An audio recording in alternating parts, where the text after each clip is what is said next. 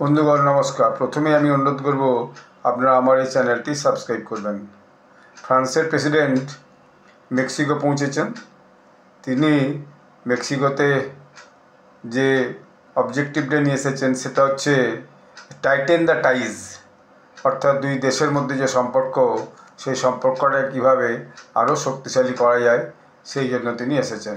বিষয়গুলো কী কী সেটা হচ্ছে political, economic and business, cultural ties also, অর্থাৎ দুই দেশের মধ্যে অর্থনীতি সংক্রান্ত, রাজনৈতিক সংক্রান্ত, বিজনেস সংক্রান্ত এবং যে সাংস্কৃতিক আদান প্রদান এই সংক্রান্ত দুপক্ষের মধ্যে আলোচনা হবে।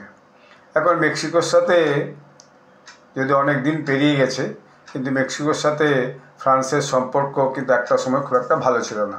কারণ ফ্রান্সের সঙ্গে মেক্সিকোর দুটো যুদ্ধ হয়েছিল, যদি সেটা অনেক আগের কথা, 19th সেঞ্চুরির কথা। তখন প্যাস্ট্রি ওয়ার 1838 থেকে 1839 পর্যন্ত 1 বছর ধরে মেক্সিকোর সঙ্গে ফ্রান্সের কিন্তু যুদ্ধটা চলেছিল। এবং এই যুদ্ধের পর দেখা গেল আবার বেশ কয়েক বছর পরেই 1861 থেকে 1867 পর্যন্ত এটা একটা দীর্ঘস্থায়ী 6 বছরের লড়াই কিন্তু চলেছিল।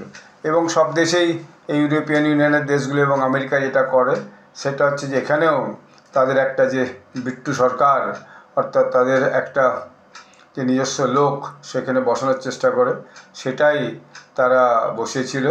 এবং তিনি তখন ফ্রান্স যে রাজতন্ত্র ওখানে প্রতিষ্ঠিত হয়েছে সেটা হচ্ছে ম্যাক্সিমিলান এম্পারার। তো এই যে ম্যাক্সিমিলান এম্পারার এটা তো চলছিলই। তারপর পরবর্তীকালে ওয়ার্ল্ড ওয়ারের পর মেক্সিকোর সঙ্গে সেকেন্ড ওয়ার্ল্ড ওয়ারের পর মেক্সিকোর সঙ্গে ফ্রান্সের রিলেশনশিপটা একটু চেঞ্জ হয়, পলিটিক্যাল ইকোনমিক টাইজ তৈরি হয়, এবং ডিপ্লোম্যাটিক টাইজ তৈরি হয়, কালচারাল এডুকেশন এক্সচেঞ্জ হয় এবং কমিউনিটি পার্টিসিপেশনও হয়। মেক্সিকোতে ফ্রান্সে এসে বসে গেছে কিছু লোক ইমিগ্রেট করে, এর বাইরে যারা বিভিন্ন ব্যবসার কাজে এখানে এসেছে। তো ফলে ইমানুয়েল ম্যাক্রন চাইছেন যে মেক্সিকোর সঙ্গে সম্পর্কটা আরও ভালো হোক এবং দুই দেশের মধ্যে একটা বিশেষ সম্পর্ক তৈরি হোক। ধন্যবাদ।